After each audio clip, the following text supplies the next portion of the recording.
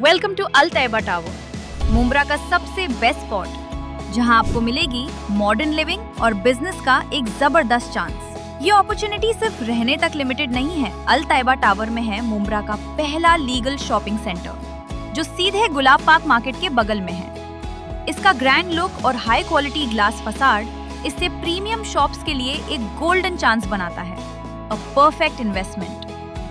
ध्यान रखिए, residential flats available only for 100 elite customers. ये सिर्फ एक फ्लैट नहीं, ये है आपके लिए हाई क्वालिटी स्ट्रक्चर, जहां मिलेगी नेचुरल लाइट और काफी स्पेस। कनेक्टिविटी की बात करें तो क्वीन मैरी स्कूल और रहमानिया हॉस्पिटल सिर्फ 30 सेकेंड्स अवे है। स्कूल और हॉस्पिटल सब कुछ बिल्कुल पास है। यहाँ मिलेगी 24/7 CCTV सिक्योरिटी और एम्पल कार पार्किंग। तो इंतजार कैसा? अपने सिक्योर फ्यूचर, कंफर्टेबल लाइफस्टाइल और स्मार्ट इन्वेस्टमेंट के लिए चूज अल तैयबा टावर। आपकी नई लाइफ यहीं से शुरू होती है। ज्यादा डिटेल्स के लिए हमारी वेबसाइट देखिए या अभी कॉल कीजिए। खत्म हुआ सीज फायर, फिर शुरू हुई ईरान अमेरिका में जंग। अमेरिकी हमलों के जवाब में ईरान ने किया कतर, कुवैत, बहरीन के अमेरिकी ठिकानों पर हमले। वहीं नजफ पहुंच चुका है शहीद अली आयतुल्लाह खमेनी का जनाजा।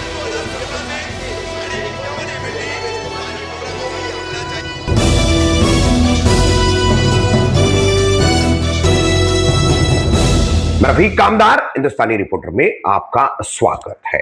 ईरान, इजराइल, अमेरिका की जंग जो अप्रैल माह में सीज फायर के चलते रुकी थी, अब यह जंग फिर शुरू हो चुकी है। 8 जुलाई और आज 9 जुलाई, 2 दिन से लगातार ये जंग हो रही है। अमेरिका द्वारा किए गए हमले, जो कि अमेरिका ने सबसे पहले बुशेर के न्यूक्लियर प्लांट पर, जो ईरान का है, उस पर हमला किया। उसके करीब में ही हमला हुआ है, और मगर अब तक अमेरिका ने इसकी पुष्टि नहीं की कि यह हमला हमने ही किया है। वहीं उत्तरी ईरान की तरफ चीन और रशिया से जुड़ने वाला ईरान का जो रेल मार्ग है, उक्ताय खान रेल मार्ग, इस पर भी अमेरिका ने हमला किया है। इसके अलावा अमेरिका में अन्य और कई जगहों पर और लगभग 80 IRGC, Islamic revolutionary guard corporation जो है ईरान का, इसके 80 ठिकानों पर अमेरिका ने हमले किए हैं। जवाब में ईरान ने भी हमले किए। ईरान ने बहरीन में, कुवैत में, कतर में, जॉर्डन में, इन सब जगहों पर जहां जहां अमेरिका के बेस है और कूटनीतिक जो उनके सेंटर्स है, स्ट्रेटेजिक सेंटर्स, इन स्ट्रेटेजिक सेंटर्स पर जो है ईरान ने हमले किए हैं। तो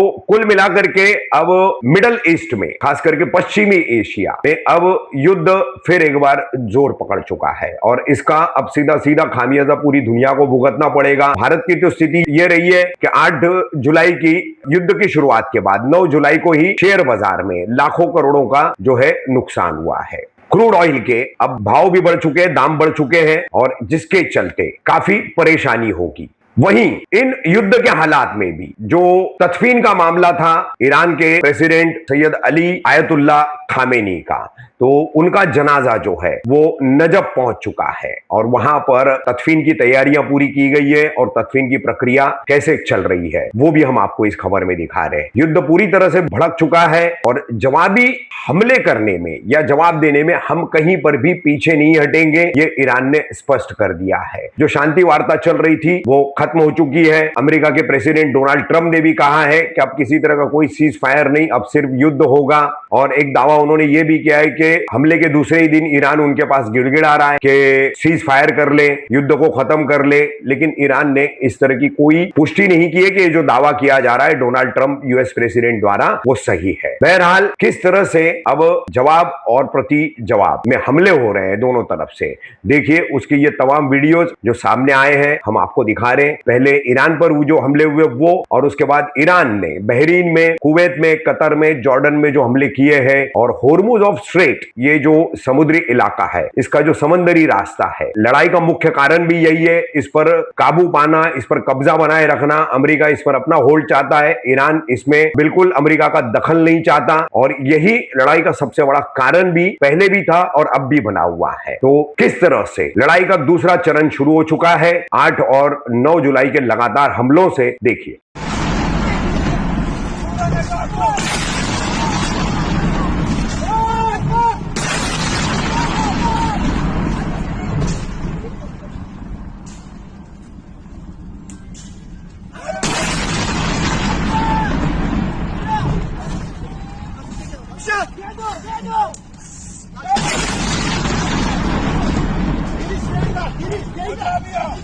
बेटा खामोश